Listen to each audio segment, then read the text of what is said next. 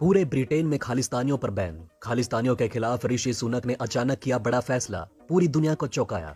अमृतपाल के छाते वाले सीसीटीवी वीडियो पर हुआ बड़ा खुलासा। सीसीटीवी फुटेज की असली सच्चाई अब जाकर आई सामने। जिस महिला के घर में रुका था अमृतपाल, उसका बयान सुनकर पंजाब पुलिस हैरान। 5 दिन बाद अमृतपाल के पिता ने अपने बहू के बारे में मीडिया से किया चौंकाने वाला खुलासा। पिता तरसेम सिंह ने अपने फरार बेटे अमृतपाल से लगाई आखिरी गुहार।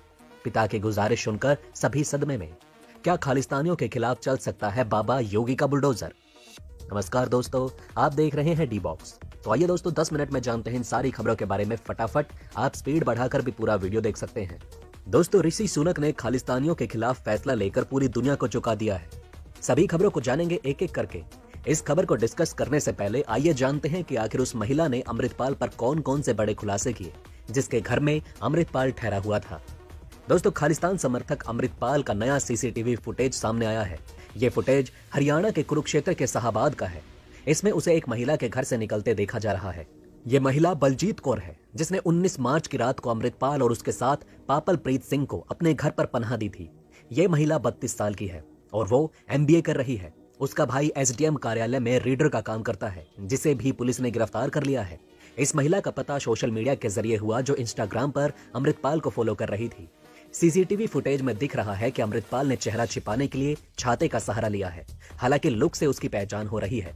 34 सेकंड का यह सीसीटीवी फुटेज पंजाब पुलिस ने जारी किया। इसमें एक शख्स छाता लिए जाता हुआ दिखाई दे रहा है, जबकि मौसम बिल्कुल साफ है। बताया जा रहा है कि ये शख्स ही अमृतपाल है। वो सफेद शर्ट और डार्क ब्लू रंग की जींस पहने हुए है। ये फुटेज 20 मार्च की दोपहर 12:18 का है। सीसीटीवी फुटेज में घटना का दिन और समय पुलिस को साफ दिखाई दे रहा है। सीसीटीवी में अमृतपाल से आगे उसका करीबी पप्पलप्रीत भी चेहरा छुपाकर जाता दिखाई दे रहा है। महिला ने पुलिस को पूछताछ में बताया कि अमृतपाल अब उत्तराखंड के लिए निकलने वाला है। महिला ने पुलिस को यह भी बताया कि अमृतपाल ने अपनी पगड़ी हटा दी है और अब वो खुले बालों में घूम रहा है। पूछताछ के दौरान बलजीत कौर ने कई बड़े खुलासे किए। महिला ने आगे बताया कि अमृतपाल ने बलजीत कौर और उसके भाई का फोन इस्तेमाल किया, कुछ नंबरों पर फोन कॉल किया और कॉल करने के बाद मोबाइल से नंबर डिलीट कर दिया। अमृतपाल बलजीत कौर के घर में बैठा रहा, जबकि 20 मार्च को पप्पलप्रीत सिंह घर से बाहर निकला।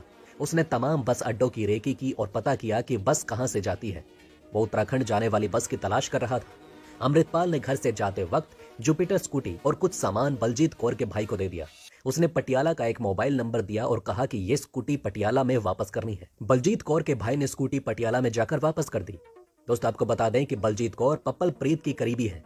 वो इंस्टाग्राम के जरिए दोस्त बनी, लिहाजा घर से जाते वक्त अमृतपाल ने पप्पलप्रीत से बलजीत कौर के व्हाट्सएप और इंस्टाग्राम की चैट्स डिलीट करवाई और किसी के सामने जुबान ना खोलने की हिदायत भी दी। हरियाणा पुलिस ने बलजीत कौर को गिरफ्तार किया है। पुलिस ने बताया कि महिला को कुरुक्षेत्र के शाहबाद इलाके से गिरफ्तार किया गया और उस महिला को पंजाब पुलिस के हवाले कर दिया गया है। पंजाब पुलिस के IG हेडक्वार्टर सुखचैन सिंह गिल ने बताया कि इस केस में अभी तक 207 लोग पकड़े गए। इनमें 30 आरोपी हार्डकोर क्रिमिनल हैं। उन्हें देश के अलग अलग जेलों में भेजने की तैयारी चल रही है। कुछ लोगों को नागालैंड और अंडमान जेल भी भेजा जा सकता है। IG गिल ने बताया कि अमृतपाल का हुलिया अभी सेम है। उसने पगड़ी पहनी हुई है, चश्मा लगाया है। हालांकि उसने अपनी मूंछों को दाढ़ी के साथ फिक्स कर दिया है। इस तरह से अमृतपाल के वेशभूषा को लेकर IG गिल का स्टेटमेंट उस महिला के स्टेटमेंट से मैच नहीं कर रहा है। पुलिस सूत्रों की माने तो अमृतपाल पंजाब से भाग गया है। पुलिस को उसके उत्तराखंड में होने का शक है। पंजाब से भागकर वो हरियाणा गया था। पुलिस को महाराष्ट्र के नांदेड़ में भी अमृतपाल के छिपे होने के इनपुट मिले।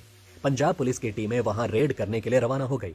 जिस दिन वो पंजाब से भागा, उस दिन जालंधर में 8 जिलों में 3200 पुलिसकर्मी और अधिकारी, 2 केंद्रीय बलों की कंपनियों के 1400 जवान तैनात थे। 50 नाकों पर चेकिंग की जा रही थी, लेकिन पुलिस उसे नहीं पकड़ पाई। वो एक के बाद एक कई गाड़ियां बदलकर पुलिस को चकमा देता रहा। इससे ये साफ हो जाता है कि पुलिस भी कहीं ना कहीं अमृतपाल को भागने में मदद कर रही थी।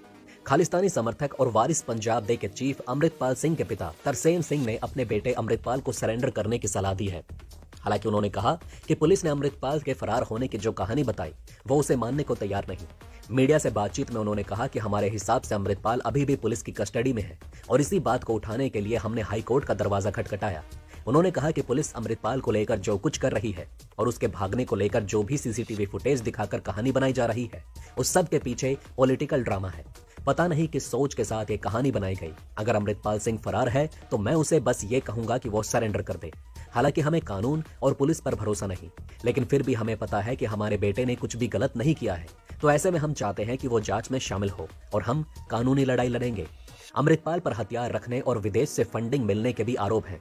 इस पर उसके पिता ने कहा कि हमारा परिवार पहले से ही संपन्न परिवार है और अगर हमें विदेशी फंडिंग मिल रही होती तो हमें कुछ भी करने की जरूरत नहीं थी। लेकिन फिर भी अगर पंजाब पुलिस या सरकार जांच करवाना चाहती है तो वो विदेशी फंडिंग को लेकर हमारी जांच करवा सकती है। इतना ही नहीं, अमृतपाल सिंह की पत्नी किरणदीप कौर पर भी विदेशी फंडिंग और टेरर ग्रुप से जुड़े होने के आरोप लगे हैं। उन्होंने इसे सरासर गलत बताया और कहा कि अगर ऐसा होता तो वो शादी करके भारत में ना आती बल्कि विदेश में ही अपना काम बखूबी कर सकती थी। किरणदीप कौर को जांच में शामिल होने के लिए अभी तक कोई नोटिस नहीं मिला है। तरसेम कहते हैं कि किरणदीप कौर अपने इसी घर में मौजूद हैं और पुलिस उससे जब भी चाहे पूछताछ कर सकती है। लेकिन अब तक पुलिस की ओर से हमें पूछताछ को लेकर कुछ भी नहीं बताया गया। लेकिन अगर जांच होती है तो हम और किरणदीप कौर पूरा सहयोग करेंगे। इसी बीच दोस्तों, ऋषि सुनक सरकार ने खालिस्तानियों के खिलाफ बहुत बड़ा कदम उठाते हुए पूरी दुनिया को चौंका दिया। आप सभी जानते हैं कि ऋषि सुनक की पार्टी का नाम कंजर्वेटिव पार्टी है और उनके अपोजिशन में लेबर पार्टी है। लेकिन ब्रिटेन में इन दोनों धुर विरोधी पार्टियों ने ब्रिटेन के अंदर खालिस्तानियों पर बैन लगाने की बातें शुरू कर दी हैं। कंजर्वेटिव पार्टी के सदस्य ब्लैकमैन ने जहां हिंसा में शामिल संगठनों पर प्रतिबंध लगाने के उपाय पर सदन में चर्चा करने की मांग की, वहीं विपक्षी दल लेबर पार्टी के सदस्य थॉमस ने कहा कि भारत के खिलाफ ऐसी घटना दोबारा नहीं होनी चाहिए। इसके लिए ब्रिटेन सरकार को सख्त से सख्त कदम उठाकर आरोपियों को पूरी तरह से बैन कर देना चाहिए ताकि भारतीय एम्बेसी हमेशा के लिए सुरक्षित रह सके। ब्रिटेन की संसद में लंदन स्थित भारतीय उच्चायोग में खालिस्तान समर्थक चरमपंथियों द्वारा की गई तोड़फोड़ का मुद्दा उठाया गया। इस दौरान ब्रिटिश सांसद ने खालिस्तानी चरमपंथियों के खिलाफ कठोर कार्यवाही करने और भारतीय राजनयिकों की सुरक्षा सुनिश्चित करने की मांग की। साथ ही उन्होंने कानून बनाकर पूरे ब्रिटेन के अंदर खालिस्तानियों को बैन करने की भी बात की। सांसदों ने भारत से माफी मांगते हुए कहा कि हम भारत पर हुए हमले को लेकर काफी शर्मिंदा है और ऐसे हमले दोबारा कभी नहीं होने देंगे, इसकी शपथ लेते हैं।